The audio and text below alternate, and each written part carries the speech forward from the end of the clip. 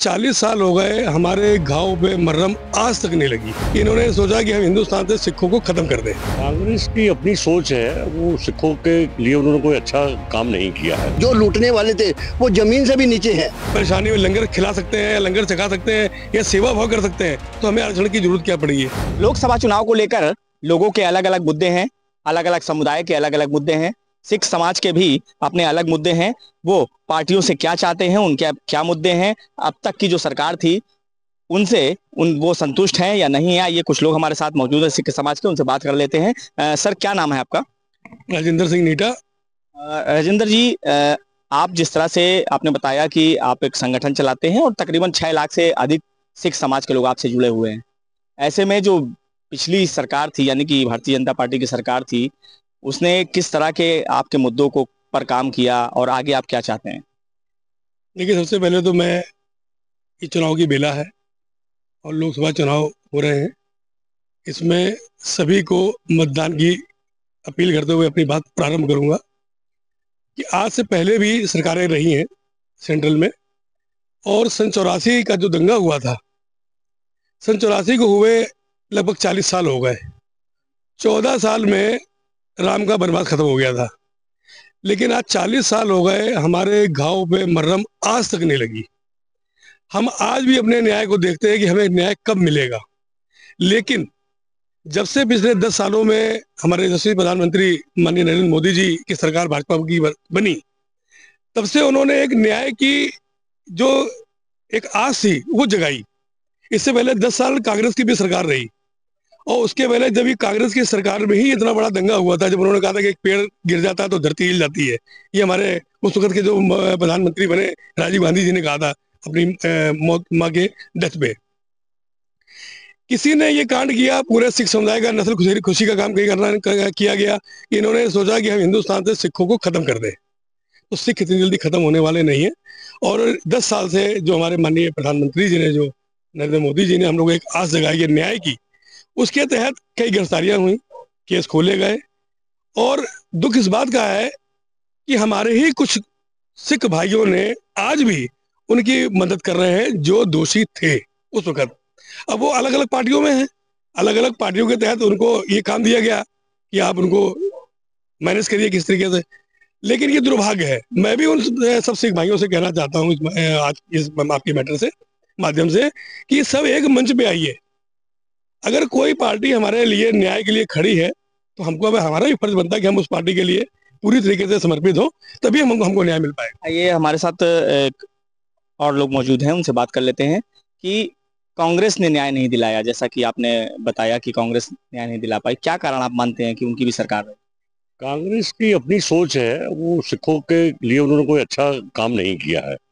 आज हम बीजेपी के जो प्रधानमंत्री मोदी जी हैं, इनसे पूरी उम्मीद करते हैं कि ये सिखों का सहयोग करेंगे, और अब देख रहे हैं कर भी रहे हैं। हर चीज़ में वो सिखों को साथ लेके चल रहे हैं, और योगी जी भी प्रदेश के स्तर पे भी देख रहे हैं कि सिखों को बिल्कुल साथ में लेके चलते हैं और हर चीज़ मानते हैं। तो हमारा यही है कि सब लोग मिल के काम करें और देश में कानून न्याय व्यवस्था की कायदे से चले, यही हम लोग की मांग है। और देश सिख समाज के और क्या मुद्दे हैं, आइए आपसे जान लेते हैं कि और क्या होना चाहिए सिख समाज के लिए, जिससे कि जो है जो अल्पसंख्यक में जो समुदाय है वो आगे बढ़ सके। मैं कुलबीर सिंह महाजन गुमटी व्यापार मंडल से और अन्य संस्थाओं से जुड़े हुए मेंबर हूँ। मैं इस समय जो 10 साल से सरकार चल रही है, उस सरकार की बहुत ज़्यादा अच्छाइयों को नहीं गिना सकता, जिसकी कोई लिमिट नहीं है। क्योंकि सन 84 के दंगे जिन बच्चों ने नहीं देखे हैं उनका तो नहीं कह सकता, लेकिन जिन्होंने देखा है उनको मालूम है सन 84 क्या था। और जितने भी अपहरण करने वाले या परेशान करने वाले थे, नेचुरली करीमन मोदी जी ने उनको 70% लोगों को अंदर भी करा दिया। 30% आज भी है बाहर, जिसमें कुछ लोग मर भी चुके हैं। और जिन जिन लोगों को 84 में लूटा गया है, आज भी वो इतने त्रस्त हैं, क्योंकि जिनके परिवार चले जाते हैं वो तो त्रस्त जिंदगी भर रहेंगे। लेकिन जिस सरकार के होते उन्होंने हमारे यहाँ एक तिनका नहीं छोड़ा था, लेकिन भगवान उनका आशीर्वाद, हमारे गुरु ग्रंथ साहब जी का आशीर्वाद है कि आज वो उससे कई हजार करोड़ रुपए ऊपर है। लेकिन जो लूटने वाले थे वो जमीन से भी नीचे हैं। उनका पूरा परिवार उसी ढंग से ही चल रहा है। दूसरा, मोदी जी के होते हुए हम लोगों के कारोबार में थोड़ा सा फर्क पड़ा है, बाकी और किसी प्रकार जी ने मोदी जी ने हम लोगों को कोई कमी नहीं दी है। वो जो कारोबार का फर्क पड़ा है वो है ऑनलाइन यदि मोदी जी किसी ढंग से रोक दिया जाए या कम कर दिया जाए, इससे व्यापार में बहुत फर्क पड़ेगा, क्योंकि लोग अरबों खरबों की जायदाद लगा के दुकानों में एक कस्टमर का इंतजार कर रहे हैं। हम सिर्फ मोदी जी से ये भी जरूर अपनी अपील करना चाहेंगे कि कृपा करके ये ऑनलाइन वाले सिस्टम को टोटल खत्म करने की कृपा करें, और इसी से हम लोग आगे बढ़ सकते हैं। सिख समुदाय क्योंकि अल्पसंख्यक के अंतर्गत आता है, अब आरक्षण की बात कर लेते हैं। क्या लगता है आपको कि जिस तरह से आरक्षण की जब देने की बारी आती है, खास करके अल्पसंख्यकों की, तो जब आंकड़े सामने आते हैं तो पता चलता है कि सिख समाज जो है आरक्षण लेने में और जो सुविधाएं उनको लेने में पीछे रहता है, ऐसा क्यों होता है? देखिए, पहली बात मैं आपको बता दूं कि अल्पसंख्यक में भी अल्पसंख्यक वो सिख समुदाय है। आज 2% कुल पूरे वर्ल्ड में हमारी गिनती है। आरक्षण हमें नहीं मिल रहा, कुछ हमारे अपनी कमियों के कारण हमें आरक्षण नहीं मिलता, उसमें हम लोग यहाँ ले नहीं पाते, या हमारा उनको दिखता है कि हम जब 2% लोग पूरे हिंदुस्तान को या पूरे वर्ल्ड को परेशानी में लंगर खिला सकते हैं या लंगर चखा सकते हैं या सेवा भाव कर सकते हैं, तो हमें आरक्षण की जरूरत क्या पड़ी है। ये सरकार को सोचना चाहिए कि आरक्षण के असली जो लेने वाले हैं वो सिख समुदाय है, या सिख समुदाय से भी जो नीचे के जो लोग अल्पसंख्यक है, जैसे जैन है, बौद्ध है, इनको आरक्षण चाहिए। हमारे साथ एक युवा साथी भी हैं, आइए इनसे बात कर लेते हैं। क्या लगता है युवाओं के लिए, सिखों के लिए क्या होना चाहिए, क्या मुद्दे हैं, आपको क्या लगता है कहाँ? देखिए, युवाओं में जोश है, और इस समय जो इस समय के हालात चल रहे हैं उनको देखते हुए पूरी तरीके से समर्थन में है, और पूरा सिख समाज एक तरफा भारतीय जनता पार्टी की तरफ जा रहा है। क्यों जा रहा है? अन्य पार्टी उसको इकट्ठा नहीं कर पा रही। कोई अगर कहीं पे कोई बैठक चल रही हो और आप पूरा अल्पसंख्यक समाज अगर आपने बुलाया हो, और आप अगर सिख समाज को अगर आप मानते हैं, तो आप सिख समाज के बगैर अगर समाज कोई पार्टी नहीं है।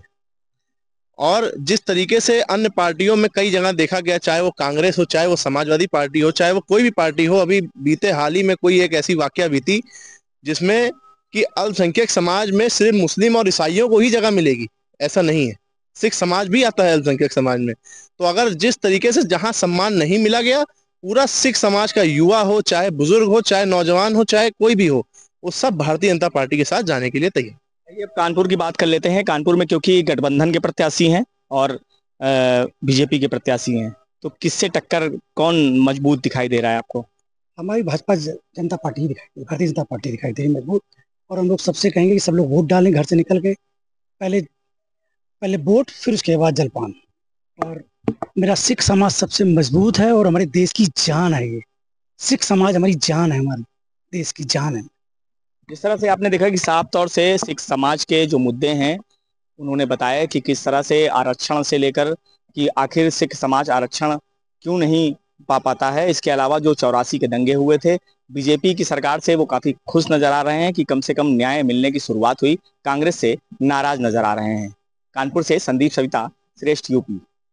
उत्तर प्रदेश की हर खबर से अपडेट रहने के लिए श्रेष्ठ यूपी को करें सब्सक्राइब, बेल आइकन दबाएं और देखते रहें श्रेष्ठ यूपी।